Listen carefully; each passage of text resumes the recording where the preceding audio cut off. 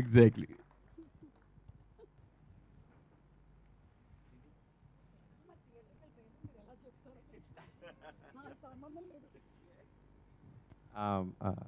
జనరల్గా ఏదైనా ఆడియో ఫంక్షన్కి వెళ్ళినప్పుడు ఎలాగ చివరిని పిలుస్తారు కాబట్టి వెళ్ళిన తర్వాత స్టేజ్ మీద ప్రోగ్రామ్ జరుగుతుంటే ఏం మాట్లాడాలని ఆలోచించుకుంటూ కూర్చుంటామండి. కానీ ఇప్పుడు మొత్తం అంతా స్టేజ్ మీద జరుగుతున్న ఫన్ ఎంజాయ్ చేయడంలో అసలు ఏం మాట్లాడాలో ఆలోచించుకోలేదు. సడన్గా అయిపోయిందా ఇప్పుడు ఏం మాట్లాడాలంటే ఏం తెలియట్లేదు. సో కొంచెం ఇన్కోహరెంట్గా మాట్లాడుతానేమో. ఫస్ట్ నాకు ఇంతకుముందు అంటున్నది కంచన ఇంట్లో వాళ్ళందరినీ బాగా, ఇంట్లో వాళ్ళందరూ కదండి అసలు కనిపించిన ప్రతి ఒక్కరిని వాళ్ళు ఏం యాక్ట్ చేసినా, యాక్ట్ చేయకపోయినా, సినిమా తీసినా, సినిమా తీయపోయినా, నడిచినా, కూర్చున్నా ఏమైనా సరే అందులో ఏదో టెట్కారం చేసి వాళ్ళ ఫాల్ట్ చూపిస్తాడండి. ఇందాక నాన్నగారు చెప్పినట్టు ఆబ్వియస్గా కంచన చేసిన సినిమాల్లో ఫాల్ట్ ఎతకాలని, ఫాల్ట్ ఉండకూడదని కోరుకుంటున్నాను. బట్ అసలు మొత్తం అందరం కలిసి ఇప్పుడు అందరూ కలిసి నన్ను క్రిటిసైజ్ చేస్తారన్న తను నుంచున్న పొజిషన్ చాలు, అదే నాకు చాలా చాలా ఆనందంగా ఉంది.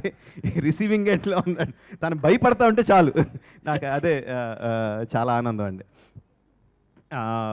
టీజర్ రిలీజ్ చేసినప్పుడే చాలా చాలా నచ్చింది నాకు షో టైం. చాలా ఇంట్రీగింగ్గా ఏం జరుగుద్ది, నెక్స్ట్ ఏం జరుగుద్ది, అసలు ఏం తీసుంటాడు, ఎలా తీసుంటాడు అన్నయ్య తీసింది అన్నది పక్కన పెడితే అసలు సినిమాలో ఏముంటుందని చాలా చాలా ఈగర్గా చూడాలనిపిస్తుంది.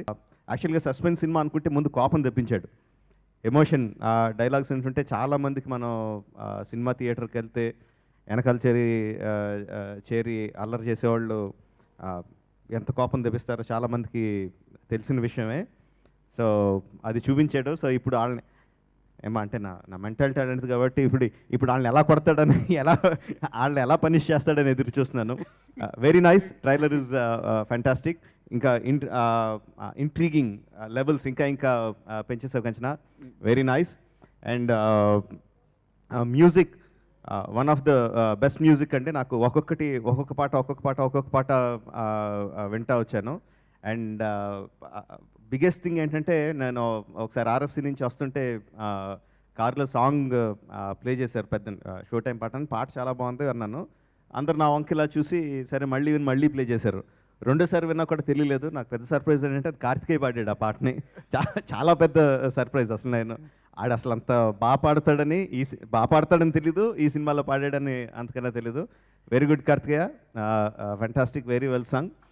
అండ్ మా ఫ్యామిలీలో ఏంటంటే అందరూ మ్యూజిషియన్స్, నేను కాదనుకోండి, బట్ మ్యాక్సిమం అందరూ పాటలు పాడతారు, అందరూ మంచి మ్యూజిషియన్స్.